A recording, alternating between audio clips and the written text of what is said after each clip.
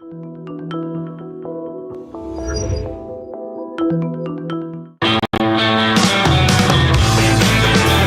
is the Gerry Callahan Show.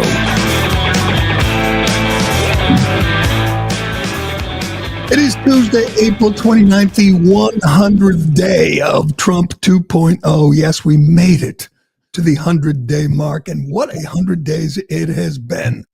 You know, even if you hate Trump, you got to admit it's been a wild ride, and it's just going to get wilder. He is tireless. He is headed to Michigan, Warren, Michigan, where he would hold a rally to celebrate his 100th day. It's hard to believe it's only been 100 days. What has he done? Oh, not much. Let's see. He closed the border. That's a big thing. Border crossings down 99%. He passed more than 140 executive orders, signed. Hopefully Congress gets off their ass and codifies some of these into law. He got 21 of 21 cabinet nominees confirmed. That was kind of an upset. He cut the price of eggs in half, brought down the price of oil, brought down inflation, all things he promised to do. My favorite, of course, he killed the whole Green New Deal scam. The whole climate change grift is a thing of the past. He empowered Doge and Elon Musk to find more than $160 billion in waste, fraud, and abuse, and they're not slowing down. Even when Elon steps away to go back to his day job, changing the world, Doge will remain hard at work. He did 71 press conferences or press interactions, which is more than any president ever. The most transparent administration. That sure is a good thing. And of course, he drove the media insane and the Democrats insane. There's been a lot of good things. We don't know yet about tariffs. Scott Bessent, the Treasury Secretary, did a press conference this morning. Whole new thing. They do these early morning press conferences, force the White House press corps to get out of bed and get to the White House. And Bessent, we've gone over this before, but he has some great fighters, some great spokespeople in his cabinet, starting with Caroline Leavitt, Stephen Miller, Tom Homan, Marco Rubio, Pete Hegseth. They're all fighters. They're all articulate, good on TV. Scott Bessent is great in a different way. He's smart. He's measured.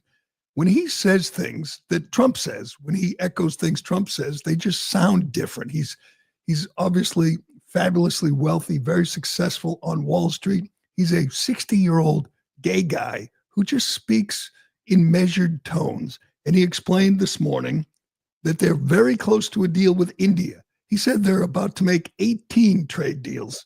Now they have a lot of more trade deals to do, including one at some point with China. But what is everyone going to say? What are the media? What are the Dems going to say when they start making deals with other countries that are better for the United States than the ones we had previously?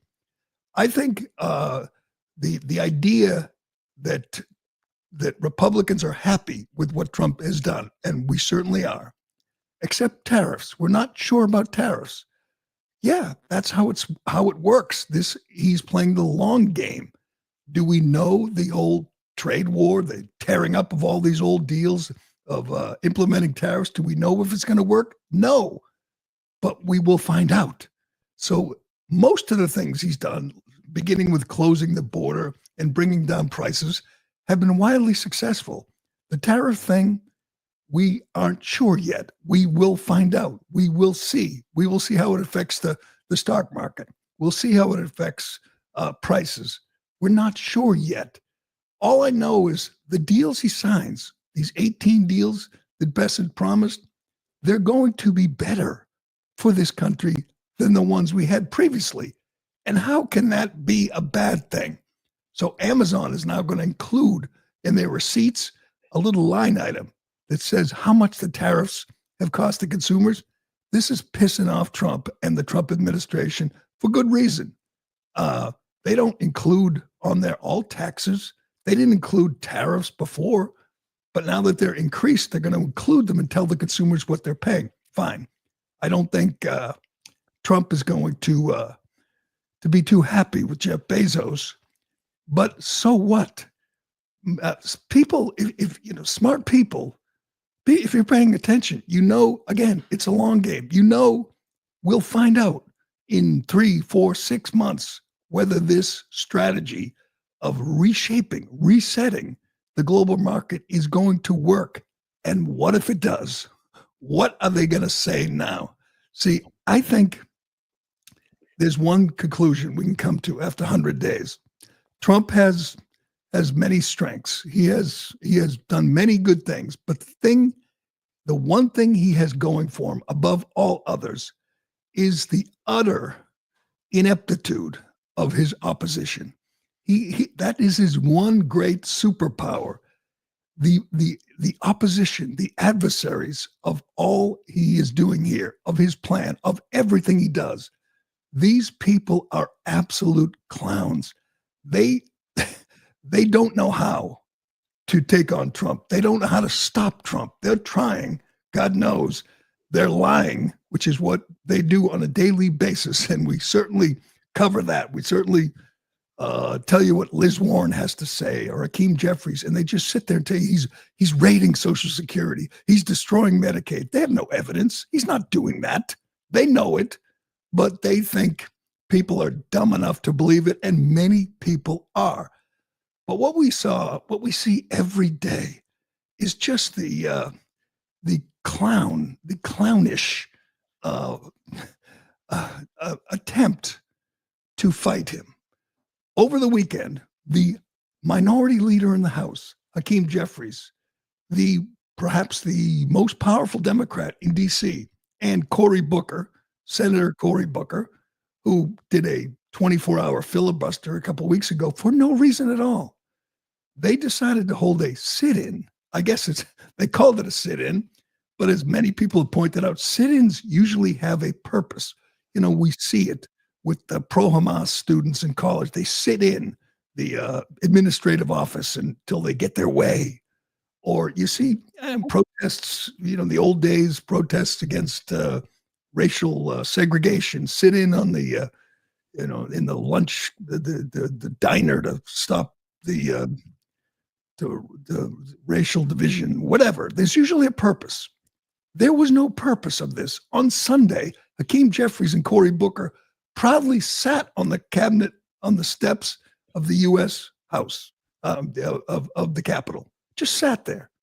And no one is quite sure why. Crowds gathered. People joined them. They didn't really articulate it. This is a senator and the minority leader in the House just decide to spend 12 hours sitting on their ass and telling you Trump's bad. That's the form the opposition has, the dissent has taken. And they were joined by a few other clowns.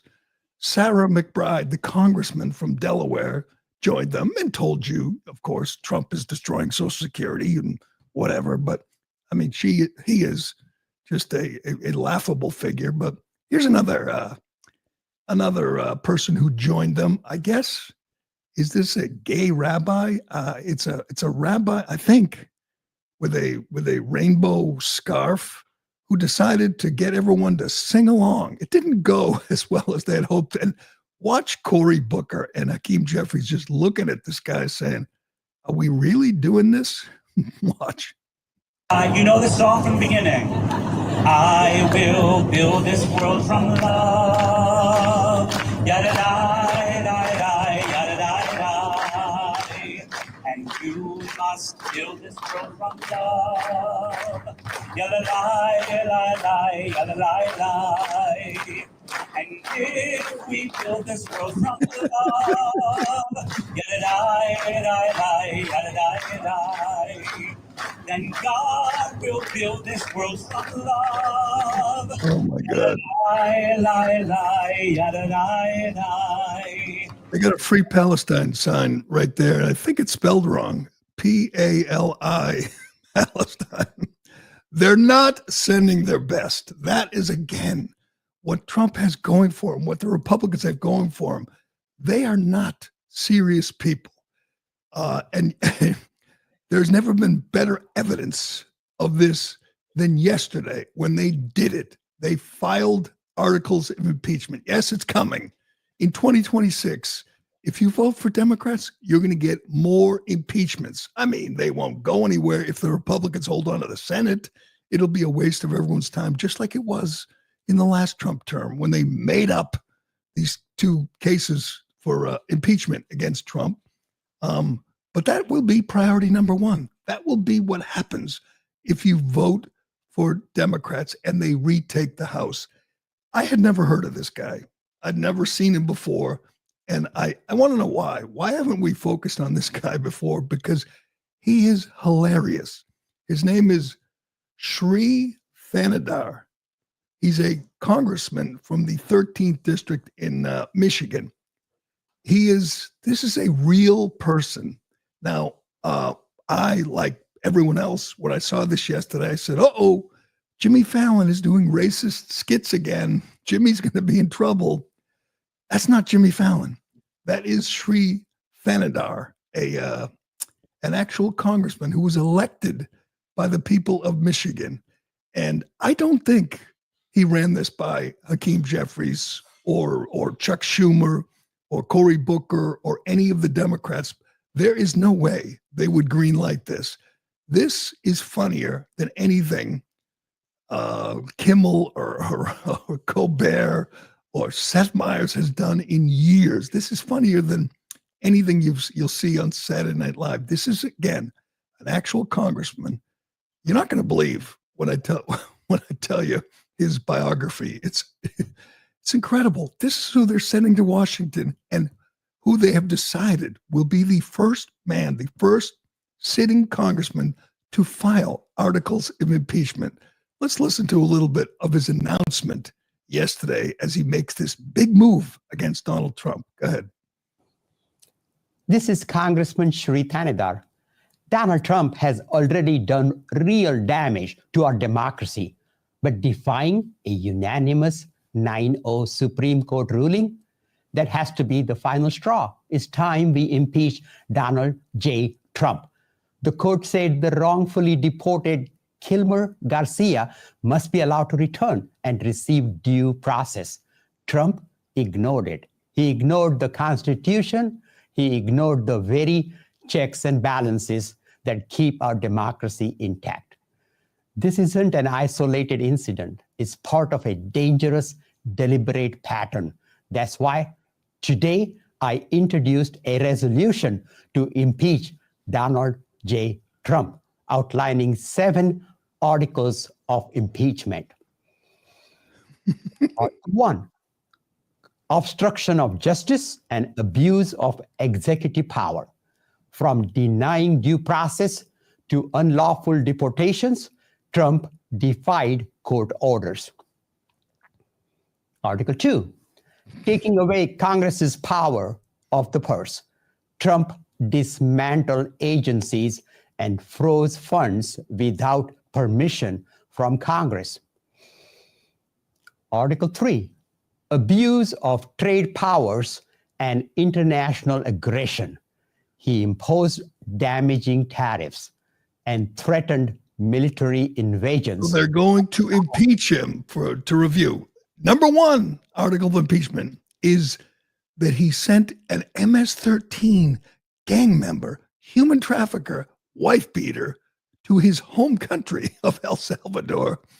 That's the number 1. I thought it was silly when they impeached him for his phone call with Zelensky, his perfect phone call with Zelensky telling him to look into the corruption of the Biden family. Perfectly appropriate, obviously, totally made up, didn't work, but it took up a lot of oxygen in DC. And then the second one, of course, they impeached him for telling his followers to go patriotically and peacefully to the Capitol. Another absurd waste of everyone's time. This could be the silliest one yet.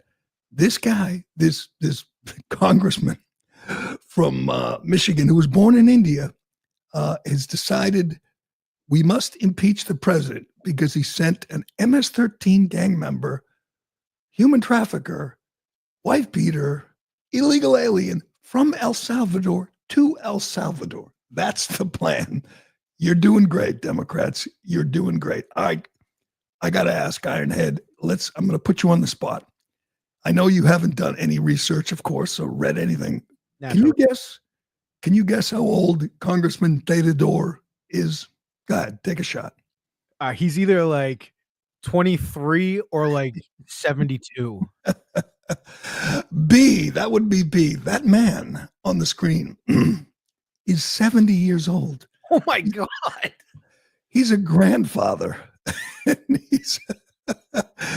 and he is an elected official from the 13th Congressional District in Michigan with a really bad wig and a really bad idea here. And immediately, once he hit the scene, I mean, again, if you're a leader of the party and you're thinking we have to retake the House, the Senate, we have to stop Trump, do you really want this guy out front?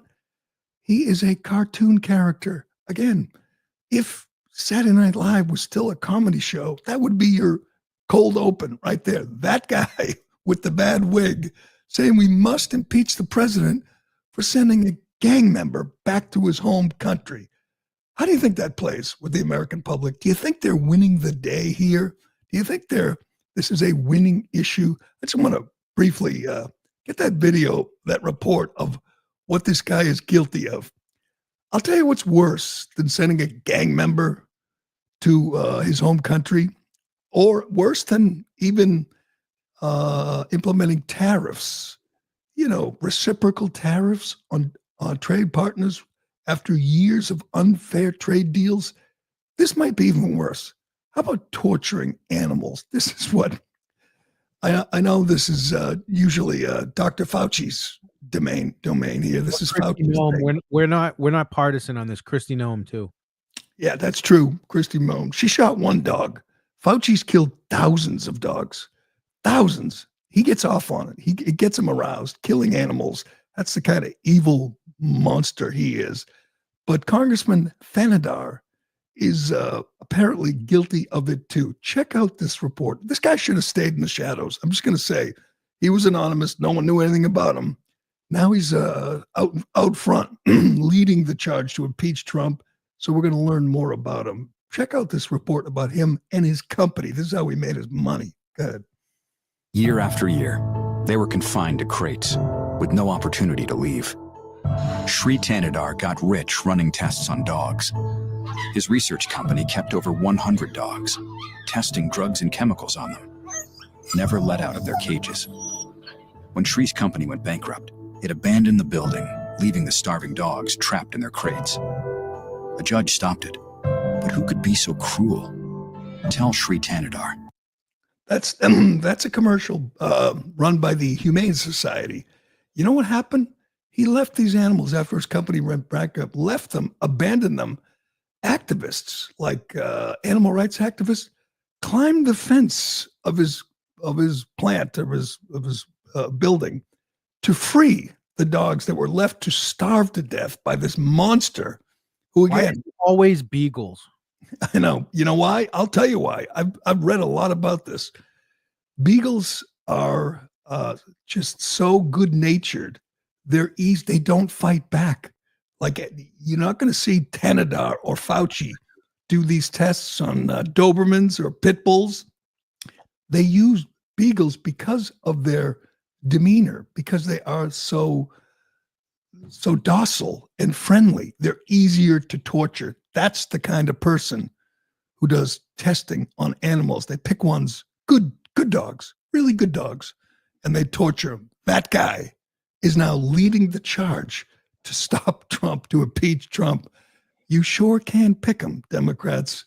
You go with that. By the way, this guy voted against the Lake and Riley Act, which called for the deportation of violent criminals.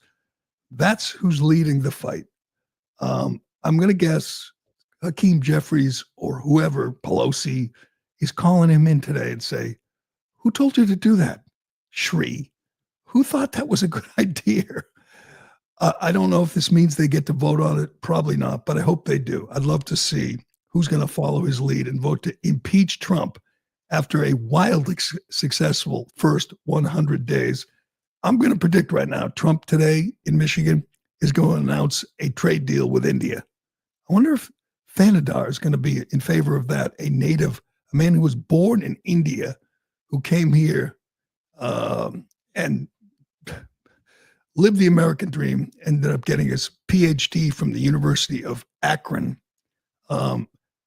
Let's see, he earned his bachelor's and master's at the University of Mumbai, and then came to the U.S. in 1979. And now he's trying to bring down the president because the president is deporting violent, illegal alien criminals. Speaking of which, we told you about this yesterday. It is a brilliant move. I'm not sure whose idea it was, but I got to give Caroline Levitt credit. She announced it. They put, as you probably heard, posters of 100 violent, illegal alien criminals on the White House lawn. These are mugshots. These people have been arrested. Says right on the poster, arrested, and then it shows you the charge. And if you've seen the whole lineup of them, they are murderers, rapists, child predators. Again, the worst of the worst. They put them there to remind everyone why they are closing the border, to remind everyone the damage that was done under Joe Biden, allowing these monsters into our country. Well, we said it was a great strategy because the posters are right behind where the TV people, all the White House correspondents do their live hits every day. And we said, what are they going to do at CNN and MSNBC? Well, we got our answer from Jake Tapper. These people, they're just chumps, okay? Trump is playing you, Jake. He's playing you, Rachel. They are not going to show you the faces of illegal alien criminals arrested for murder. They're literally going to blur the faces on the posters they already have of people arrested for murder. Why are they doing this? Because Trump. That's all. Because they are so partisan. They're so obsessed with stopping Trump. And I tell you what, it's better this way.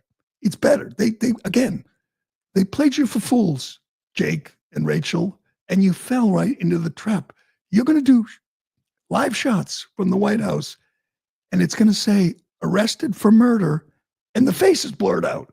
So you're protecting illegal alien murderers. Good plan, Jake. Let's listen to fake Jake here.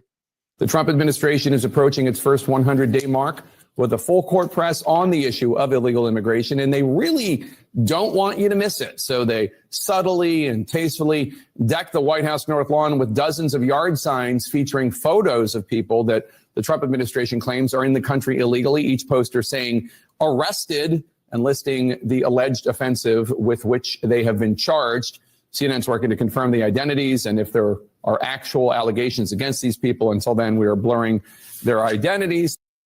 And actual allegations, it says right on it, arrested. They were arrested. Hopefully they've been deported. Hopefully they're in Seacott prison right now, but they are literally blurring mugshots. Now tell me, when's the last time CNN or MSNBC blurred the mugshots of people who were arrested for murder or rape?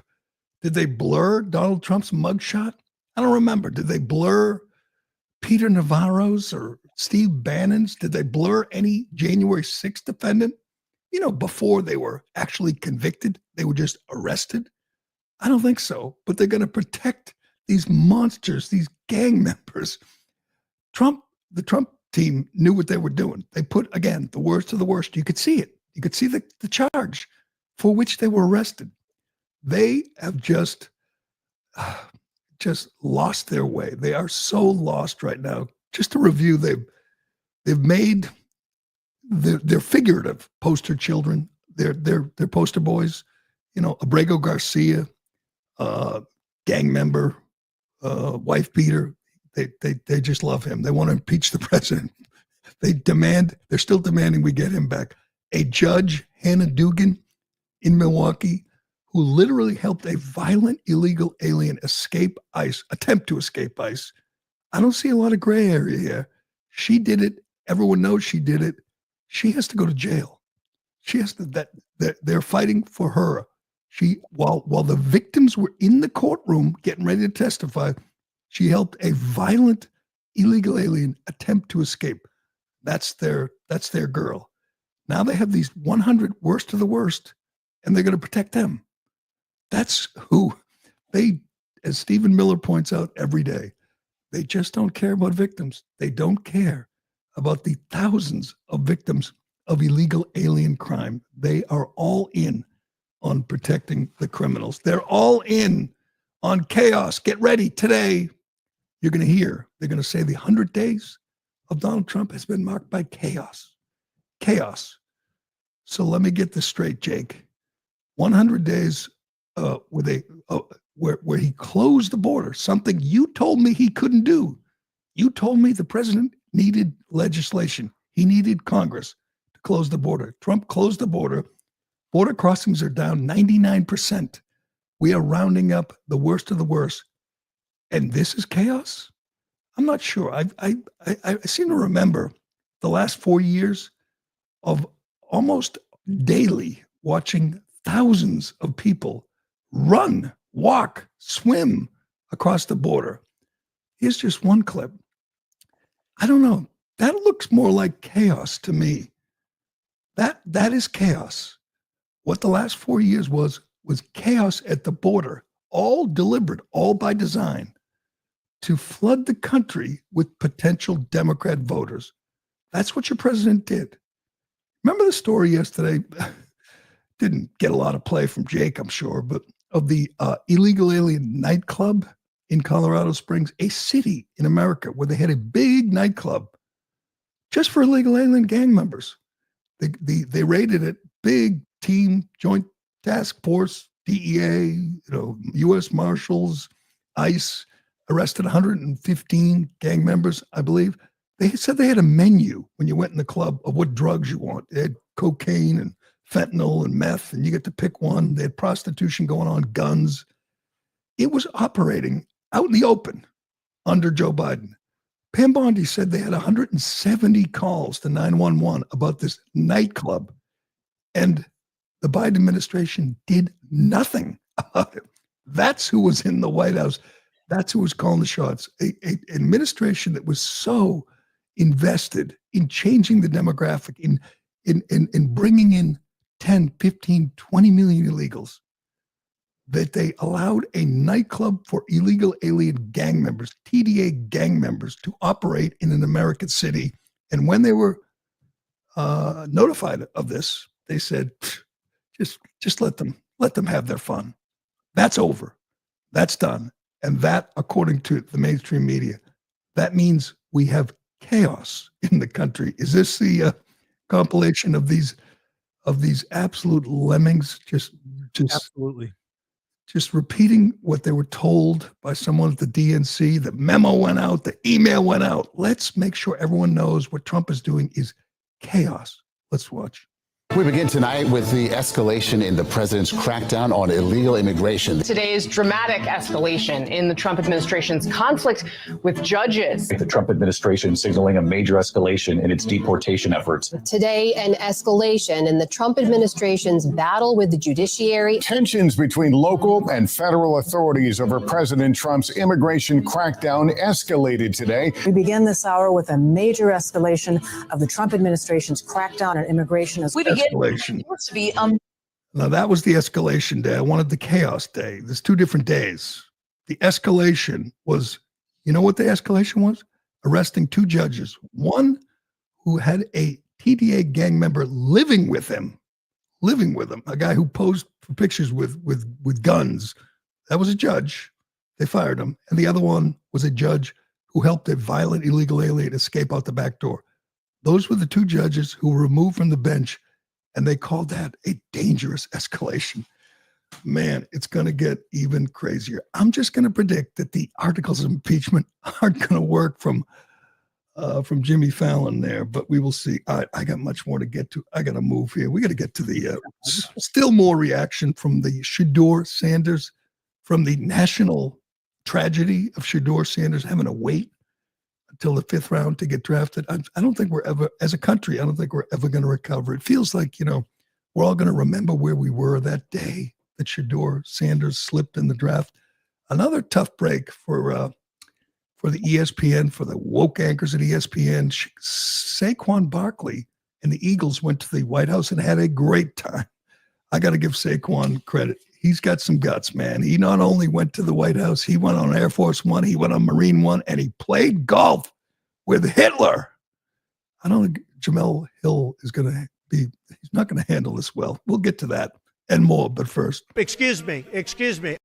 I know that none of you watch porn, but just in case you have any friends that do, help me pass along this important PSA. Incognito mode does not make you incognito. Check the fine print.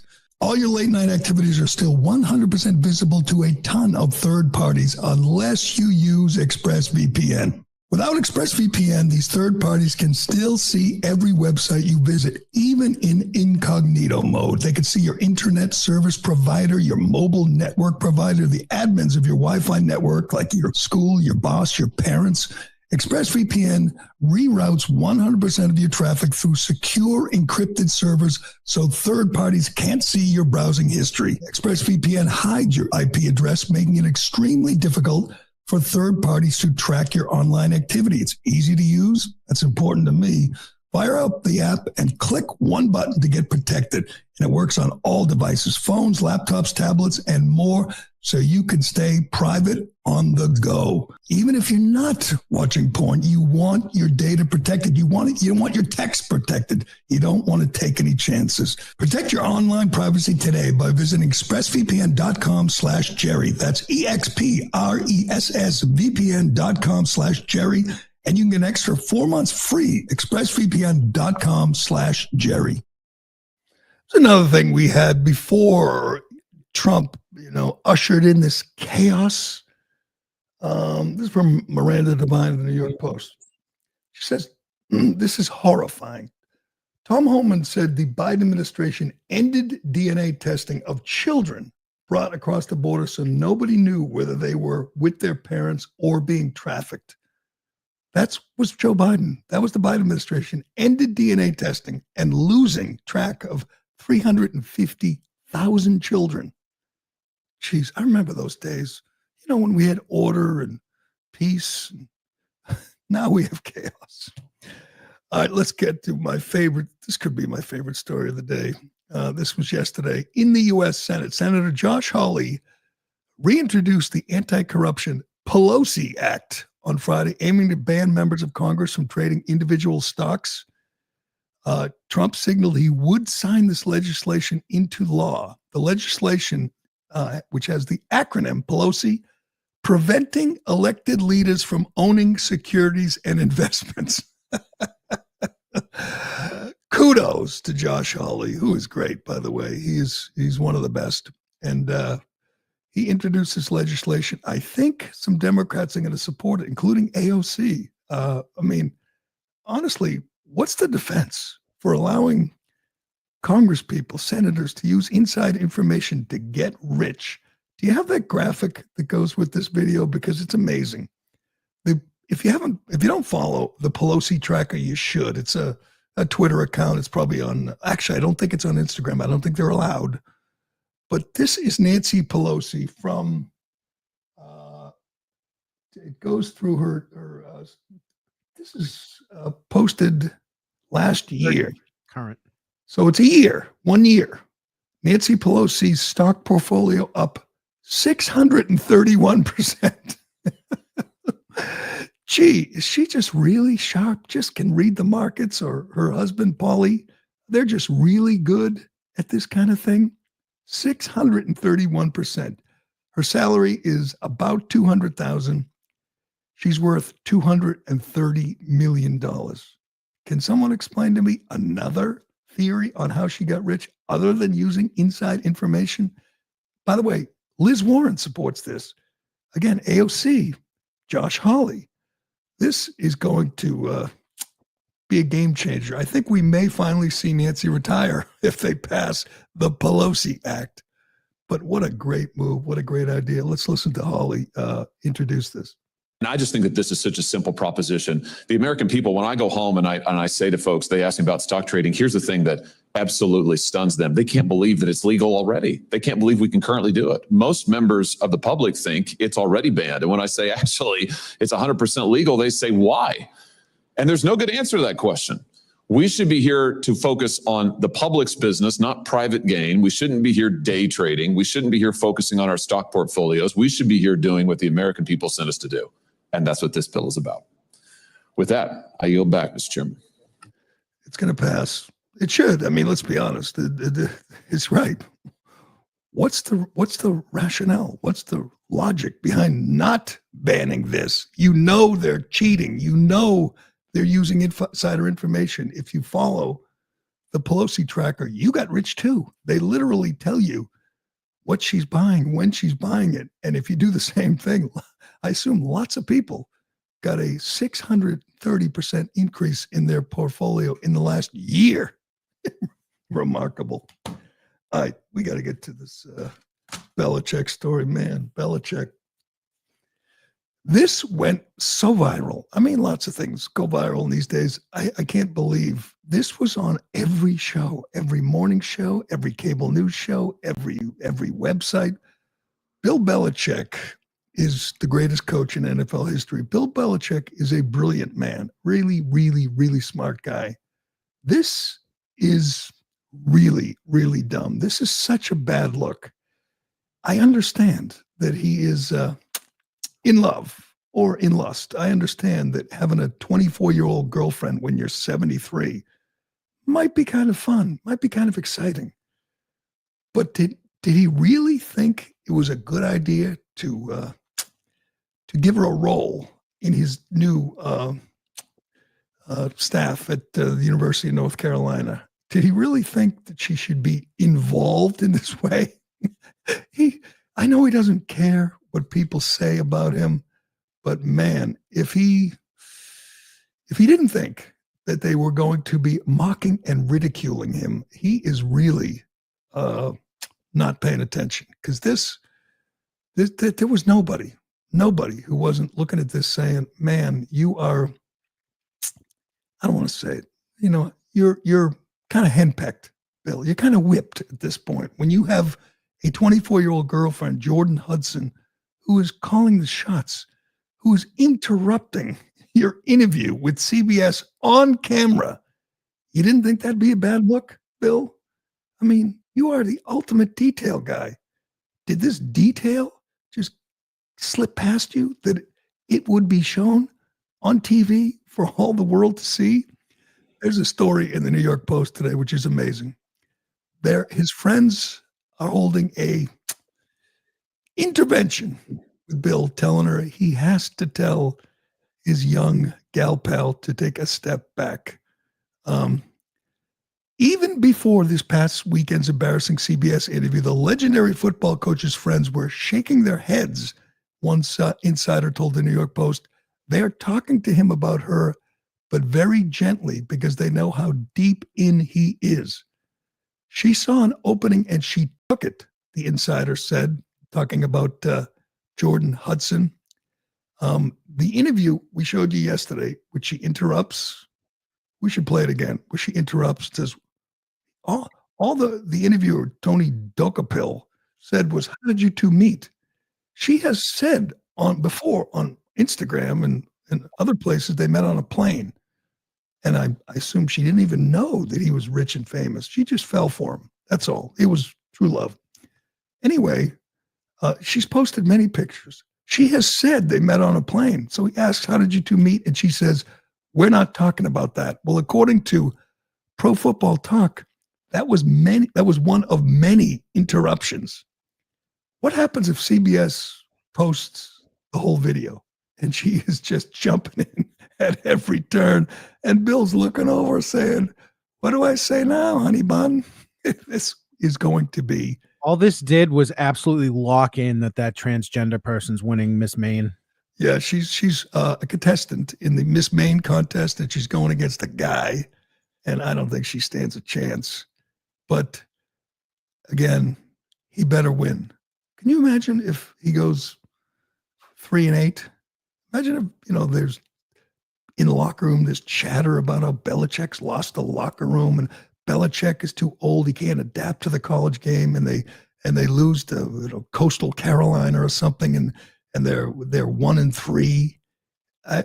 She's going to be the Yoko Ono of college football, and it is going to look really bad. He told people at UNC that she should be copied on all emails to him. She's involved in negotiations with NFL Films about a Hard Knocks style documentary on the Tar Heels and Belichick, according to Pro Football Talk. A Hard Knocks documentary with her deeply involved, I assume, sitting there and editing the whole thing.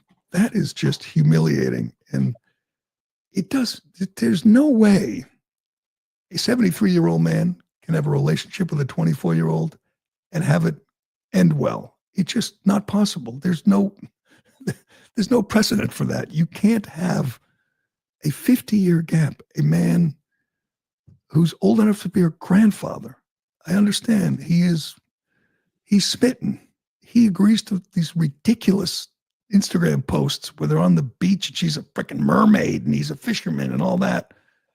But it can't end well. It won't end well. And the question is, will it hurt the product on the field? I guess we will find out. But Bill, I understand. She's fun. You're having a good time. But you're supposed to be with, I don't know, a 40-year-old divorcee. There's got to be, you're in North Carolina. There's got to be everywhere. This is such a bad way to, and what if it's the end for him? What if North Carolina, he's there 2 years, he's under 500, he's struggling, there's a little, guys are transferring, coaches are quitting. That is going to be such a ignominious end to a brilliant career. All right, let's get to, you don't want to play the clip, huh, from CBS? That was it. I was waiting for you to hit go. Okay, let's play it one more time. The most uncomfortable, it's worth playing. It's the most uncomfortable clip in Belichick's long and illustrious career of uncomfortable interviews. He's done a lot of them. I've seen them. I've been involved in them. This is a new level of awkward. Watch. Jordan Hudson, his creative muse, as he writes in his book. Make sure that that's the... Jordan was a constant presence during our interview. You have Jordan right over there. Everybody in the world seems to be following this relationship. They've got an opinion about your private life. It's got nothing to do with them, but they're invested in it. How do you deal with that? Never been too worried about what everybody else thinks. Just try to do what I feel like is best for me and what's right. How did you guys meet? Not talking about this. No? No. It's a topic neither one. We're not talking about this. If they, and again, CBS, maybe they're protecting them, but if they release the whole video and she does that like 4 or 5 times, man, I'm not sure Belichick ever recovers. He can't. Speaking of not recovering, are we ever going to recover from Shedeur Sanders' 3-day wait to get drafted? God knows. I'm getting choked up just thinking about it. Mel Kiper will never recover. Here's the thing, is the NFL does, I know Kiper's a good draftnik, good, he spends his life studying the draft and he's been right about a lot of things, but he's been wrong. He was wrong about this. They were wrong. All of them, all the analysts were wrong. They did their due diligence, I assume, and they got it wrong. They didn't see the red flags. They didn't understand that people did not want the distractions. They didn't want Dad. They didn't want Dion. If they thought he was good enough to start and be a star, being a really good starting NFL quarterback, they would have ignored the noise and drafted him anyway. They don't think that. They don't think he's good enough. They don't think he's good as Cam Ward or any top 10 quarterback. They think once he falls out of the first round, you're thinking we're looking for a backup. You're saying it's not worth it. It's not worth the trouble. If he had an ounce of humility in him, and he doesn't, Shedeur Sanders. We've heard from him. He is extremely cocky. He's got a real attitude. Hell, he built a room just for this draft and had legendary on the wall, painted on the wall, on every wall in the room. He told NFL teams in their meetings how it was going to go pre-draft. Here's how it's going to go. Like he was in charge and said, if you don't want to change the culture, don't draft me. And teams said, okay, we won't. We don't. You're not worth the trouble. If he had the same attitude as Will Campbell, the Patriots top pick, whatever it takes, I'm here for the team, do whatever you ask, like a lot of draft picks, he would have been drafted. He did this to himself, and Dion did this to him. They acted as if they were in charge, and they weren't. So anyway, he slips to the 5th round. He goes to the Browns after they draft another quarterback, and becomes one of 5 quarterbacks. I know they're saying it's a good situation. It is not. The Cleveland Browns are not a good situation for any quarterback. But the funniest thing, the most laughable thing, was these analysts who, again, got it wrong and were really frustrated with the NFL for not, doing what they thought they would do. It became about race. Of course it did. I mean, is there anything more absurd than saying the NFL isn't going to choose a player because of his race, because he's black? NFL is the ultimate meritocracy. NFL doesn't care. I mean, unlike so many other places in society, they don't care. The first pick in the draft was a black quarterback.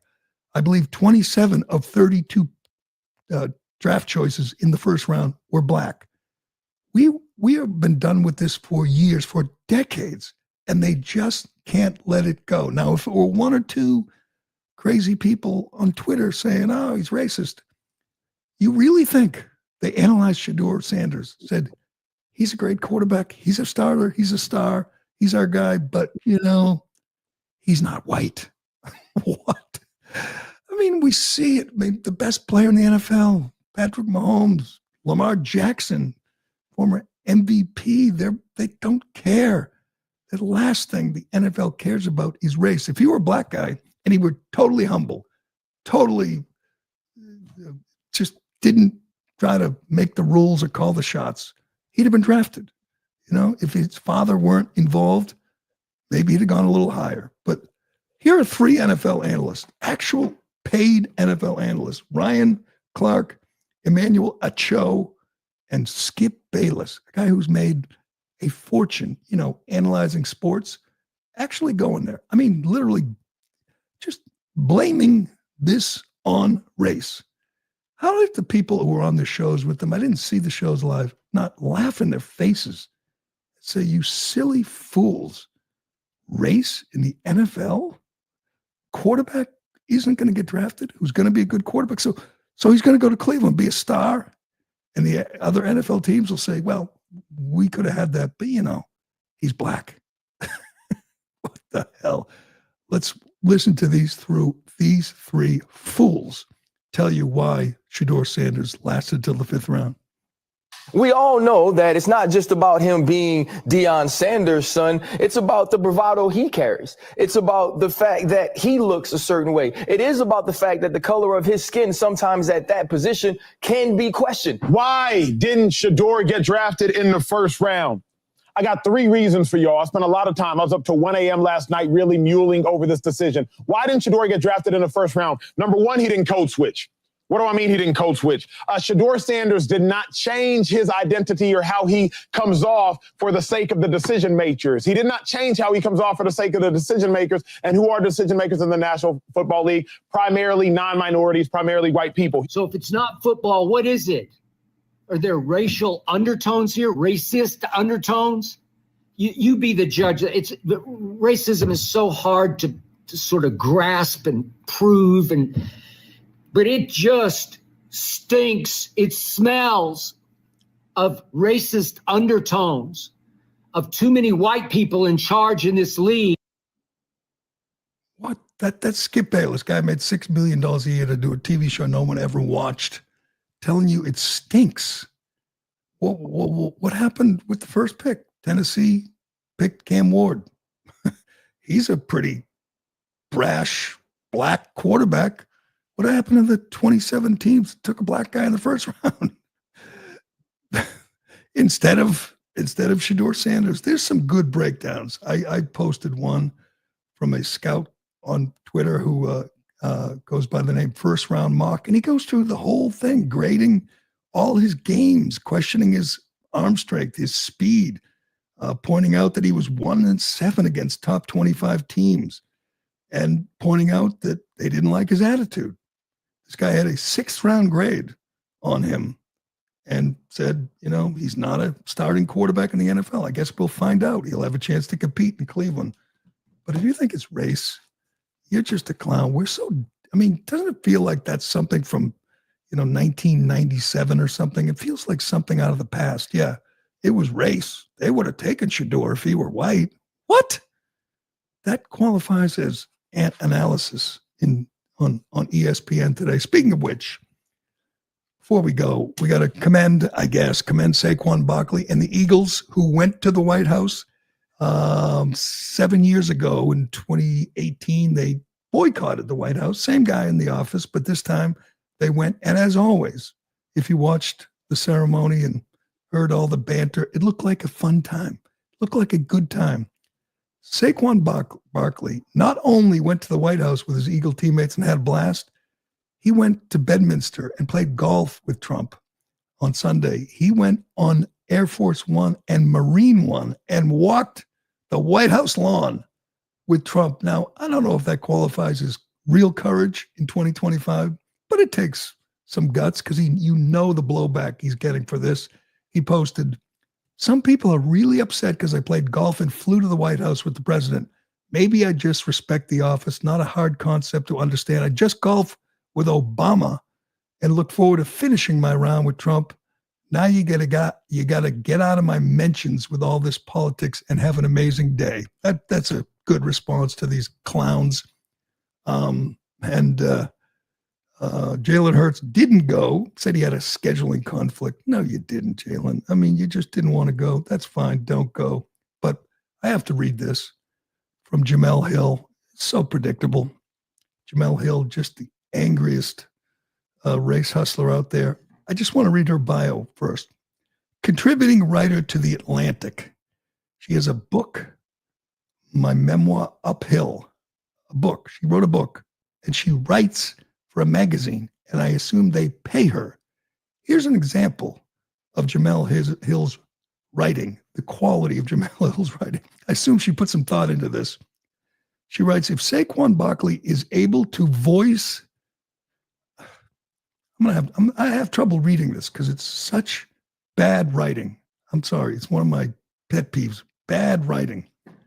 If Saquon Barkley is able to voice he's visiting with the president because he respects the office, then Jalen Hurts should be able to say they don't want to go because they object to the president. Is Jalen Hurts non-binary now or something? Did I miss that? Yes. Oh, good. No. If it's a scheduling conflict, totally fine. If it's not, they should be afforded the same right of disagreement or based off their own morality. Not only are you a predictable race hustler, you are an awful writer, Jamel. I hate to break it to you, but that is just gibberish. There's lots of bad writing on Twitter. You're a professional writer, and you say that don't read that sentence again. Jalen Hurts should be able to say they don't want to go because they object to the president. Given the way this presidential administration has been very specific about their attacks on black people, then if players take issue, it shouldn't be a problem. What attacks on black people? What are you talking about? God, these people are just incoherent at this point. Again, the supply of racism just just doesn't match the demand. And she's demanding racism, just like Skip and Ryan Clark and the rest of those clowns. They are embarrassing themselves. But we expect no less. All right, that'll do it for today. Day 100. We'll be watching Trump in Michigan. I think he's going to say some things. He's going to make some news on day 100 because that's what he does, operates at Trump speed, and we're enjoying every second of it. But that'll do it for today. Thanks for watching. Thanks for listening. I'm Gerry Callahan. This is The Callahan Show, and we will do it again tomorrow. We begin this hour with the chaos. The average American sees chaos. The American people see chaos. It's total chaos. You brought chaos. It's just complete chaos. Unleashed an economic chaos. They unleash chaos. They are creating chaos. This chaos. There's too much chaos. Total chaos. That amidst the chaos, Going to see chaos. After seeing all the chaos, the chaos he has unleashed on America. Continue to see the chaos. Economic chaos. A lot more chaos. Trump's chaos. This is chaos with such chaos. The chaos because of this chaos. Chaos. all of this chaos. Uncertainty and chaos. Given all that chaos. When it's chaos. All the chaos. Chaos and confusion grow. It's more chaos, dysfunction. the chaos is the purpose. The chaos is the goal. It's chaos.